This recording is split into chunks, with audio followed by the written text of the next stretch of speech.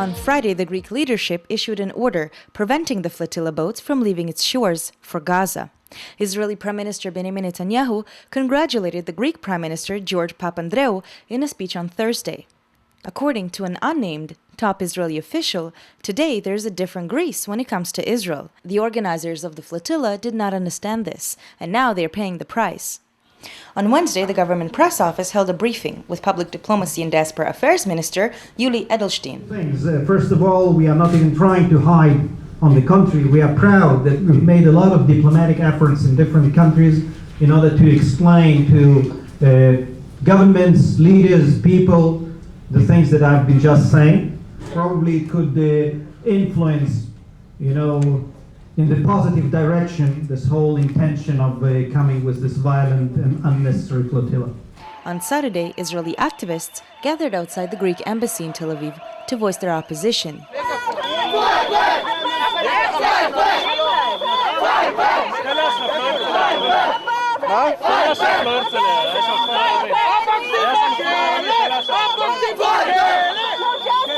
No peace!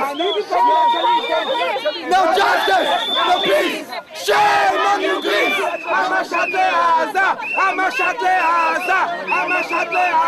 הפוקדים לכלא! הפוקדים לכלא! הפוקדים לכלא! הפוקדים לכלא! The media battle between Israel and the coming flotilla sharply escalated when the Israeli press reported flotilla activists were carrying sulfuric acid with the intention of killing as many Israeli soldiers as possible. The articles, which cited an army debrief from Sunday night, portrayed the Free Gaza movement as a front for terrorists. Ofer Naaman is the editor of the Israeli Occupation magazine.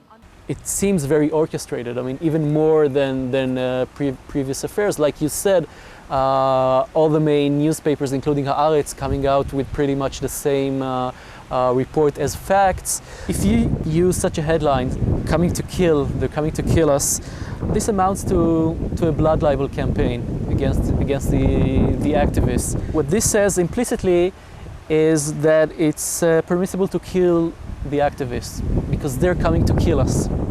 Two men were identified in this Maariv article as being linked to Hamas and were named as passengers on the flotilla. We are getting prepared, and when I say we, it's a very big we. It's all the government ministries, it's the IDF, it's us on the front of diplomacy, public diplomacy, information efforts. We are trying to get ready for all the possible scenarios.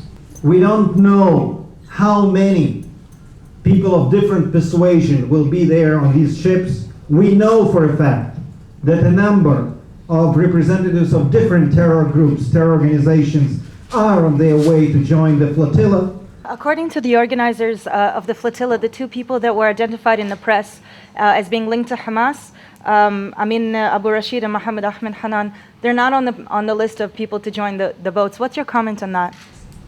Well, if that would be the case, I would be more than happy. My doubt is not about these two specific Hamas terrorists. My doubt is whether they can really, the organizers, all these nice delegations coming from, you name it, Ireland, Canada, United States, or wherever, whether they can really be in that kind of control and can really, in real time, confront the terrorists or unidentified people who will be joining the flotilla.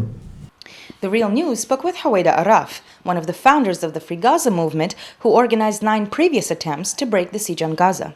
Another empty accusation by Israel. I am also the co-founder of the International Solidarity Movement. I've been working in the occupied territories with activists from all around the world for the last decade.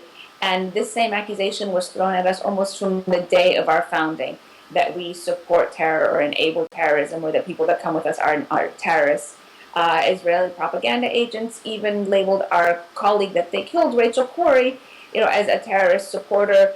They blamed her for her own death, that she jumped in front of a bulldozer. I mean, this is part of Israel's propaganda, and there's absolutely no truth to that whatsoever. So you're now bringing on board Amin Abu Rashid and Mohammed Ahmed Hanan?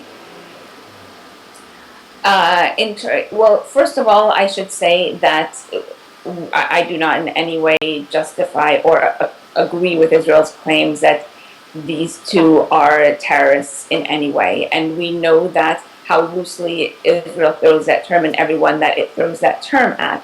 However, no, both of those people have been organizing, have been working to support the people of Palestine and the people of Gaza in terms of the effort to break the siege on Gaza, but they are not on our list of passengers. Yesterday I spoke to the Israeli Army press woman, and she said we have no way of knowing what's on these ships because we can't inspect them in the countries that they're sailing from, because that would be overstepping our territorial boundaries, but we also can't inspect them at sea.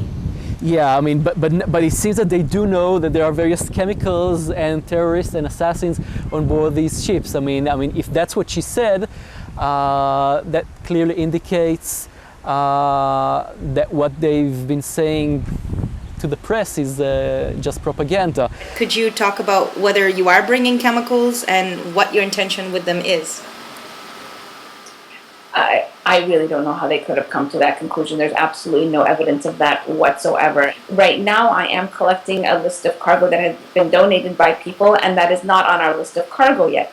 However, if this agricultural supplies, which might include some chemical fertilizer and otherwise, is donated, I don't think we would have a problem taking that. It is not to be used, thrown at anybody or used against soldiers. It is to be delivered to the farmers of Gaza. But as of right now, to be clear, we do not have that on our cargo list.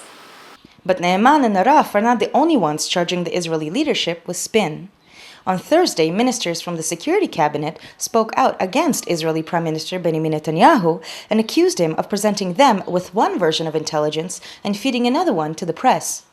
AFP reported one of the ministers as saying Netanyahu decided to change the version about the nature of the flotilla for two reasons. The first is for reasons of covering himself. If suddenly, in the course of the military operation, something goes awry and there are casualties, Israel will be able to say that it warned of that in advance. The second reason is to apply pressure on the international community so that governments will prevent the ships from leaving for the flotilla from the outset. This is the second time this week that an internal struggle in the Israeli leadership made it to the press. On Saturday, the government press office sent a letter to foreign journalists, warning them that if they cover the flotilla on board, they may be banned from Israel for 10 years. The next day, following an outcry from Knesset members from his own party, Netanyahu recanted. Also speaking on Wednesday was Major General Eitan Dangot, the coordinator of the government activities in the occupied territories. After the flotilla last year, Israel decided to allow the import of many items it previously banned, such as cumin, dried fruit, and fishing rods. While being questioned by journalists, Dangot denied that the drastic reversal of Israel's ban on import had anything to do with last year's flotilla. Dangot also denied that Israel's prohibition of trade in and out of Gaza is based on a policy of economic warfare, something that the diplomatic cables released via WikiLeaks revealed. Sorry, I mean in terms specifically as a policy of economic warfare, do you think that because of the economic punishment, Hamas has weakened? I don't look of economic punishment. We are not talking about punishment of population. We are talking about security needs.